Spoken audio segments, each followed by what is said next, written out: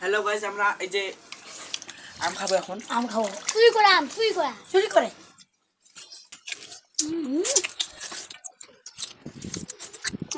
শসা কোথা নাকি কাঁচালে।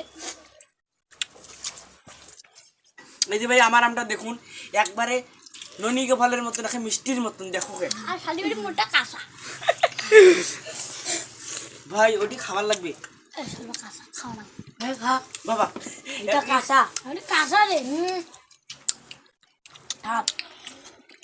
সেই সাপ, সেই সাপ এত সাপ কে? এত স্বাদ কে? সেই সাপ